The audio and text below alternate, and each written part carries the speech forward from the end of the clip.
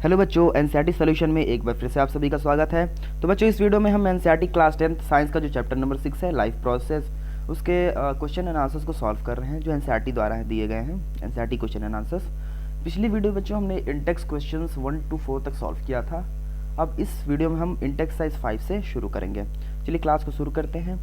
और मेरे चैनल को आप सब्सक्राइब कर लीजिएगा ताकि जो नए वीडियोज़ मेरे आए उसको आप मिस ना करें। मैं क्लास 10th की जितना पूरा सिलेबस है सबको मैं यहाँ पे कवर कर रहा हूँ। चलिए पहुँच चुके हैं यहाँ पे क्वेश्चन नंबर 1 पे। Describe the structure and function of the nephron in the human body. हमें नेफ्रॉन का स्ट्रक्चर बताना है और उसके फंक्शन बताने हैं ह्यूमन बॉडी में। तो आपको पता होगा नेफ्रॉन्स क्या होते हैं। तो नेफ्रॉन्स जो होते हैं वो कहाँ पे प्रेजेंट होते हैं। सबसे पहले नेफ्रॉन्स जो होते हैं प्रेजेंट कहाँ पे होते हैं। ये प्रेजेंट होते हैं किडनी के अंदर। काम क्या होता है इनका। एक्चुअली ये क्या होते हैं, नेफ्रॉन्स जो होते हैं ये होते हैं फिल्ट्रेशन यूनिट, यानी कि जो फिल्ट्रेशन करता हो। ठीक है, हमारा किडनी है, किडनी के अंदर हज़ारों लाखों नेफ्रॉन्स प्रेजेंट होते हैं जो मेन क्या करते हैं, फिल्ट्रेशन का काम करते हैं हमारे ब्लड का। ठीक है, लिखा क्या है, nephrons are the functional unit of the kidney. Each kidney has large numbers of nephrons consist of renal corpuscles and renal tubules. अच्छा, सबसे पहले हमें नेफ्रॉन का स्ट्रक्चर जानना होगा, स्ट्रक्चर कैसा होता है। तो सबसे पहले यहाँ पे ये है हमारा, ये जो रेड कलर का दिख रहा है ये आर्टियोल फ्रॉम रेनल आर्टरी। ठीक है, और ये है दूसरा जो है वो है आर्टियोल फ्रॉम ग्लोमेरुलस। ये जो आपका कप लाइक स्ट्रक्चर दिखाई दे रहा है इसको बोलते हैं हम वोमेंस कैप्सूल। वोमेंस कैप्सूल बोलते हैं। ठीक है, उसके अंदर जो ये पार्ट है इसको बोलते हैं ग्लोमेरुलस। ठीक, उसके बाद यहाँ से जो एक ट्यूब लाइक स्ट्रक्चर आपको दिख रही होगी, ये ट्यूब लाइक जो होता है इसको प्रॉक्सिमल ट्यूब्यूल कहते हैं। ठीक है, उसके बाद यहाँ से जो आपको स्ट्रक्चर दिख रहा होगा ये एक लूप की तरह स्ट्रक्चर दिख रहा होगा, ये बड़ा सा यू स्ट्रक्चर, इसको बोलते हैं हम लूप ऑफ हेनले। ठीक है, लूप ऑफ हेनले के बाद जो ये स्ट्रक्चर हमारा कॉइल्ड स्ट्रक्चर है इसको बोलते हैं हम डिस्टल ट्यूब्यूल। ठीक है, और डिस्टल ट्यूब्यूल से जो ये आपको ये लंबा सा दिख रहा हो ब्रांच स्ट्रक्चर बोलते हैं कलेक्टिंग डक्ट। ठीक है, तो आपको पूरा स्ट्रक्चर समझ में आ गया, पूरा स्ट्रक्चर है हमारा। अब इसके एक एक पार्ट के मैं फंक्शन के बारे में बता दूं। सबसे पहले क्या होता है कि आर्टियोल फ्रॉम रेनल आर्टरी से उसके अंदर इस नेफ्रॉन के अंदर ब्लड एंटर करता है, दैट इज इम्प्योर ब्लड। ठीक है, इम्प्योर ब्लड इसके यहाँ से एंटर किया, वो सीधे आता है यहाँ पे ग्लोमेरुलस के पास। ग्लोमेरुलस में क्या होता है, वहाँ पे फिल्ट्रेशन का काम होता है। कौन कौन सी चीज़ें फिल्टर होती हैं आपको पता होगा, वहाँ पे बहुत सारी चीज़ें फिल्टर होती है जो भी हम जो ब्लड में होता है, जैसे ग्लूकोज, सॉल्ट, विटामिन्स, यूरिया, ये सब चीज़ें भी यहाँ पे फिल्टर होती हैं। ठीक है, उसके बाद जो प्योर ब्लड है वो तो फिर यहाँ पे आर्टियोल फ्रॉम ग्लोमेरुलस से मूव कर जाता है। लेकिन जो हमारा ये सब चीज़ें जो हमने जो उसमें फिल्ट्रेट बच गया, हमारा फिल्ट्रेशन के बाद जो बचता है उसको फिल्ट्रेट कहते हैं। ठीक है, तो जो हमारा फिल्ट्रेट बच गया वो फिर हमारा प्रॉक्सिमल ट्यूब्यूल्स में एंटर करता है। ठीक है, ग्लोमेरुल्स में तो हो गया, वहाँ पे जो फिल्ट्रेशन था वो तो कंप्लीट हो गया यहाँ पे। फिर यहाँ पे जो इस प्रॉक्सिमल ट्यूब्यूल्स में एंटर करता है, यहाँ के बाद फिर जब ये लूप ऑफ हेनले को पार करता है तो यहाँ पे आता है हमारा डिस्टल ट्यूब्यूल। यहाँ पे डिस्टल ट्यूब्यूल पे क्या होता है, यहाँ पे रीअब्जॉर्प्शन का प्रोसेस होता है। रीअब्जॉर्प्शन का प्रोसेस क्या है, तो यहाँ पे क्या है कि जैसे ही जो चीज़ फिल्टर हुई होती है उसमें सारी चीज़ जो होती है वो फिल्ट्रेट की लायक नहीं होती, मतलब सब कुछ एज अ वेस्ट नहीं हम कर सकते। जैसे कि यहाँ पे ये सब चीज़ें, तो इसमें ग्लूकोज आपका क्या है, फिल्ट्रेट नहीं है, मतलब कि ये वेस्ट नहीं है तो बच जाएगा। फिर आपका कुछ विटामिन जो हैं वो भी वो फिल्ट्रेट नहीं है, मतलब कि वो डिस्पोजेबल नहीं है, वेस्ट नहीं है। ठीक है, तो ये सब बाहर नहीं जाएंगी। ठीक है, यहाँ पे क्या होगा, यहाँ पे रीअब्जॉर्प्शन होगा इनका। ये सब चीज़ें क्या हो जाती है, यहाँ पे रीअब्जॉर्ब हो जाती हैं, और रीअब्जॉर्ब होने के बाद फिर जो इसका यहाँ पे जो डिस्पोजल बचता है, यानी कि जो वेस्ट बचता है, फिर वो कहाँ जाता है, सीधे कलेक्टिंग ट्यूब में जाता है, और यहाँ पे कलेक्शन के बाद यहाँ पे कलेक्शन होता है। ठीक है, स्ट्रक्चर आपको समझ में आ गया होगा, इसका फंक्शन भी थोड़ा समझ में आ गया। मैं पढ़ते हैं नीचे क्वेश्चन आंसर जो लिखा हुआ है, फिर और अच्छी तरह से इसको समझने की कोशिश करते हैं। The renal corpuscle includes a cup-shaped structure called Bowman's capsule, which includes a cluster of capillaries. This part collects filtered urine. As the urine flows through the tubular part of nephron, its composition of altered because of reabsorption of glucose, amino acids, salts, and water. ठीक है, the amount of water and other substances reabsorbed depends on their excess present in the body. क्यों reabsorption होता है, the amount of water and other substance reabsorb depend on their excess present in the body. यानी कि अगर वो चीज़ें हमारी body में एक्सेस प्रेजेंट हैं यानी कि ज़्यादा मात्रा में प्रेजेंट है तो वहाँ पे रीअब्जॉर्प्शन इनका होता है, ठीक है। The urine formed now enters into a long tubule called the ureter through the collecting duct of kidney. The urine is collected in the urinary bladder, ठीक है। क्या है, सबसे पहले जैसा मैंने आपको बताया सेम वही चीज़ें यहाँ पे लिखी हुई हैं।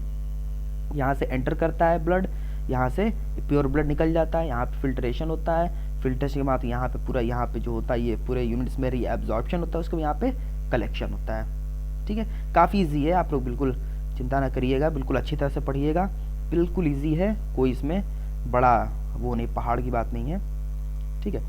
नेक्स्ट क्वेश्चन, क्वेश्चन नंबर 2 क्या कह रहा है, what are the methods used by plant to get rid of excretory products, ठीक है। हमने तो एक्सक्रीटरी प्रोडक्ट्स जो हमारे थे हमने निकाल दिया रिप्रोडक्शन से, डाइजेशन से, एक्सक्रीशन से, एक्सक्रीशन जो हमारा प्रोसेस होता है उससे, डाइजेशन प्रोसेस से भी हमने एक्सक्रीटरी प्रोडक्ट्स को रिमूव कर दिया। अब प्लांट से भी जो एक्सक्रीटरी प्रोडक्ट्स होते हैं उसको कैसे रिमूव करते हैं वो, तो यहाँ पे होता है plants can get rid of excess water by transpiration. Plant के अंदर जो भी जो एक्सेस वाटर होती है, जो प्लांट के अंदर ज़्यादा वाटर होती है वो कैसे ट्रांसपिरेशन से बाहर निकल जाती है, ठीक है। वेस्ट मटेरियल्स में भी stored in the cell vacuoles और gum and resin specially in old xylem vessels. जो वेस्ट मटेरियल्स होते हैं, ठीक है, वो कहाँ स्टोर होते हैं, वैक्यूल्स में। वैक्यूल्स का जो उसके सेल्स होते हैं, जो आपने देखा होगा जो प्लांट होता है, प्लांट के जो सेल्स होते हैं उसमें बहुत बड़े बड़े वैक्यूल्स पाए जाते हैं ऐसे करके। ये वैक्यूल्स क्या होते हैं, इसके अंदर जो इनके वेस्ट मटेरियल्स होते हैं वो स्टोर होते हैं, और जैसे कि गम, रेजिन्स, ये सब जैसे ओल्ड जाइलम वेसल्स होते हैं वहाँ से ये सब रिमूव होते हैं। It is also stored in the leaves that later falls off. क्या होते हैं, आप देखोगे बहुत सारी पत्तियां बाद में क्या होती है, गिर जाती है, मुरझा गिर जाती है। क्या होता है, वहाँ पे भी इनके स्टोरेशन का काम होता है, यानी कि जो हमारे वेस्ट मटेरियल्स होते हैं वो लीव्स वगैरह में भी ज़्यादा स्टोर किए जाते हैं, मतलब लीव्स वगैरह में भी स्टोर होते हैं, वो स्टोर होते जाते हैं, स्टोर होते जाते, जब वहाँ पे भर जाता है, मतलब वो पूरा फुल हो जाता है, तो लीव्स क्या होता है फिर वहाँ से बाहर निकल जाता है, यानी कि टूट के गिर जाता है। Waste products obtained at the end of photosynthesis, oxygen and respiration, carbon dioxide are released by diffusion through stomata। और जो वेस्ट प्रोडक्ट बचा हुआ होता है इन द फोटोसिंथेसिस, यानी कि फोटोसिंथेसिस करते समय जो वेस्ट प्रोडक्ट बच जाता है वो कैसे, वो स्टोमेटा से बाहर निकल जाता है in the process of diffusion. आपने देखा होगा स्टोमेटा हमारा पहले खुलता है, बड़ा होता है, फिर छोटा हो जाता है, यानी कि इससे क्या होता है, एक्सचेंज ऑफ गैसेज होते हैं। इसका मतलब वही जो वेस्ट मटेरियल होते हैं गैसेज इसके, जैसे ऑक्सीजन, कार्बन डाइऑक्साइड, ये क्या होते हैं वहाँ से स्टोमेटा से रिलीज हो जाते हैं, ठीक है बच्चों। नेक्स्ट क्वेश्चन, क्वेश्चन नंबर 3 क्या है, what is the amount of urine produced regulated, यानी कि कितने अमाउंट ऑफ यूरिन हमारे बॉडी में प्रोड्यूस हो सकता है। How is the amount of urine produced regulated, यानी कि जो अमाउंट है ना हमारी बॉडी में, मतलब कि कितना अमाउंट हम अपनी बॉडी में यूरिन बनाते हैं, ये हमको यहाँ बताना है कि किसके ऊपर डिपेंड करता है, कैसे हम यूरिन जो अमाउंट है वो कैसे हम प्रोड्यूस करते हैं, कैसे उसको रेगुलेट करते हैं, ठीक है। तो आंसर क्या है, the amount of urine produced in the body depend on the amount of excess water and dissolved waste product present in the body.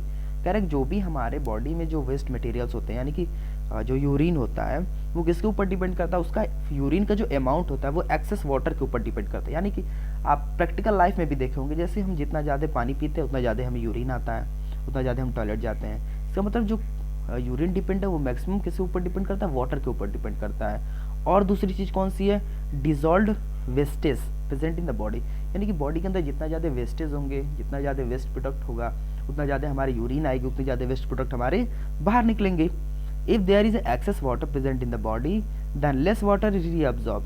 कह रहा अगर हमारी बॉडी के अंदर एक्सेस वाटर होगा, ज़्यादा से ज़्यादा वो होगा, पानी होगा, then less water is reabsorbed and more water is lost from the body and so on। मतलब जितना ज़्यादा बॉडी में वाटर होगा उतना ही ज़्यादा हमारी यूरिन आएगी, उतना ज़्यादा बॉडी से रीअब्जॉर्प्शन उतना कम होगा, और उसके बाद क्या होगा, वहाँ से ज़्यादा बॉडी से वाटर लूज होगा।